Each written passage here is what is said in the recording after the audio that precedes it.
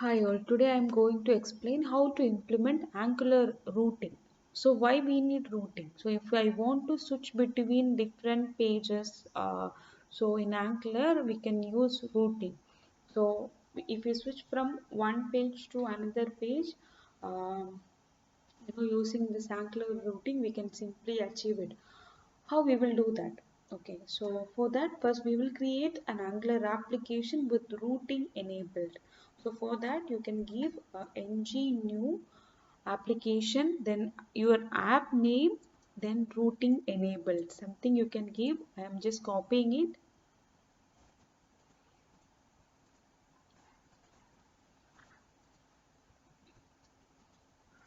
I am pasting it and I am changing this application name to Angular routing app.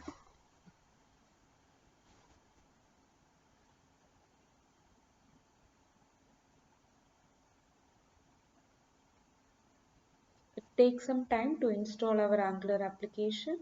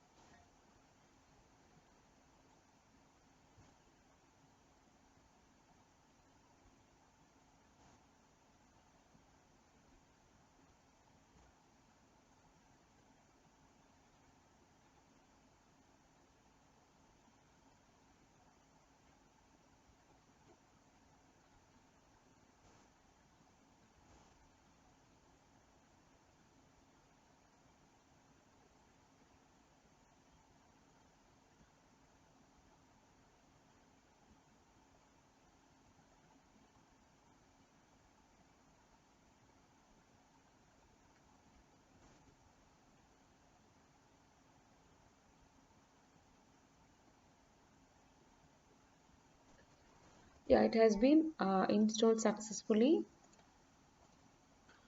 I will open that folder.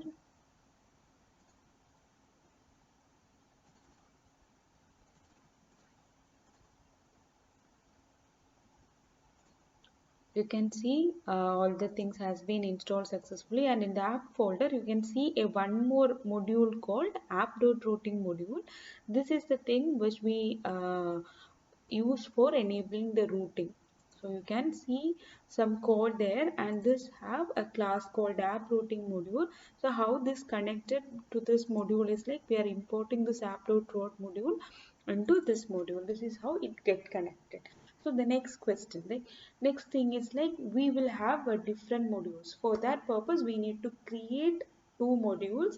Then I will show a demo how we will navigate between one and two component. Okay,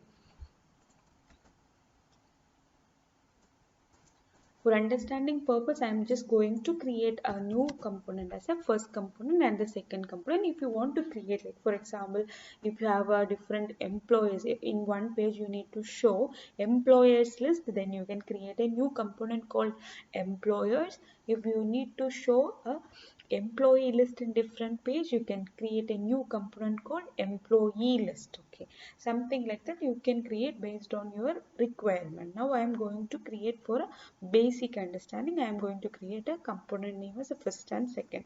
So how to create a new component? That is in Angular CLA it provides ng g for generate, c for component. Ng generate component, then your first component is first. I am just giving a first because automatically the component will be appended. You can see first component. So a folder has been created with the CSS file, HTML, unit test case file and the TS file. Okay, second component ng generate component second.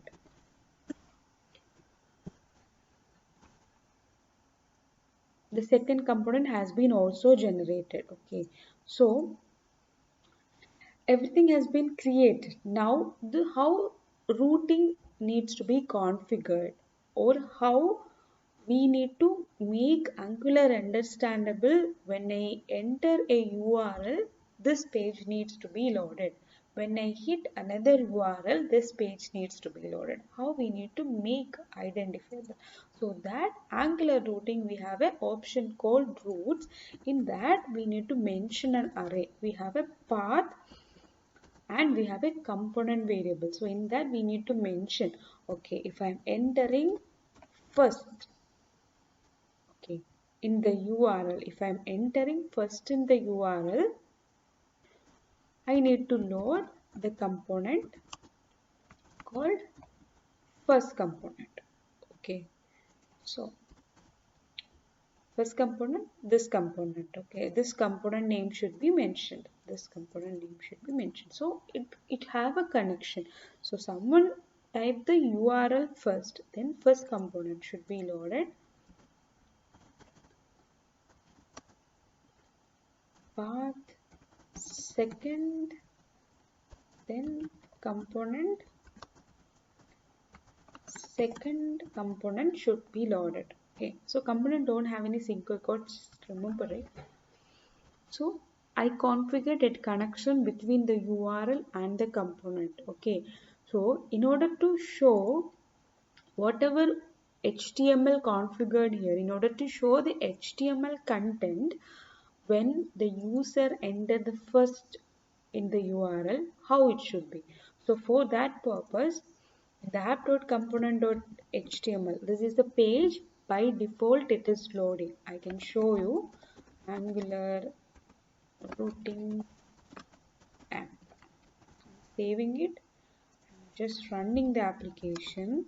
Ngserve -o is for opening our application in a default browser.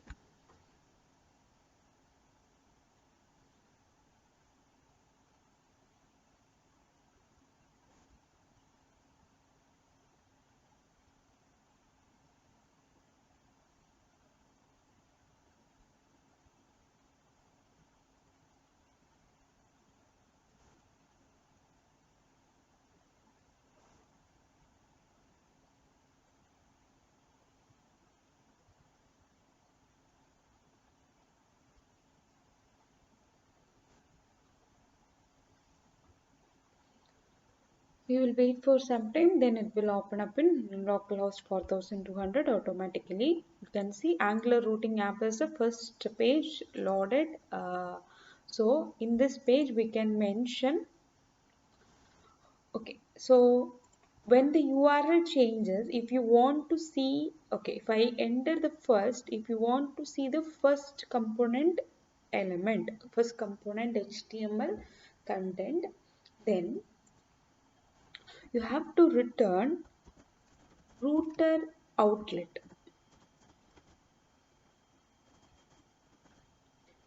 This is the thing which will be automatically load the HTML part or view part. Okay, the view part of that particular component. Okay, so if someone hit the URL first, the first component will be loaded and their corresponding HTML will be shown here.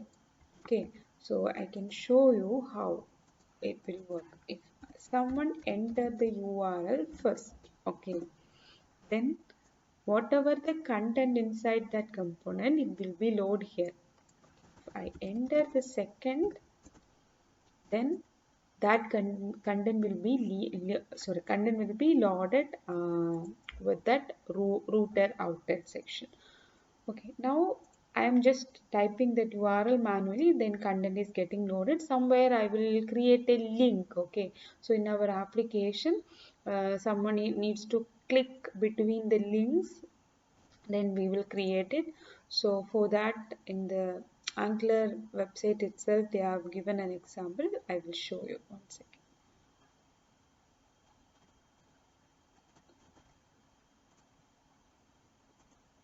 So I'm just creating two new links. And I'm mentioning, if I click on this link, then the link will be changed to first and that will be loaded. Router link active is something like to make that particular tab active even when we refresh that. Okay, so it should be if the URL matches, it will be in an active state. That is the case. We can check how it works now. You can see first component, second component is there. If I click the first component, URL is changing. Here also content is getting changed. It is the second component, second will be changed. Okay, so here router link is something like we are not using href tag here. Here we are using router link to navigate between the components inside our Angular application. This is all about the simple Angular routing functionality, and we have many things like we can add it. Okay, we can pass URLs. Then, if someone is typing home page or any other URL, we should navigate to some other page. Everything we can configure this in Angular routing, that we will cover later.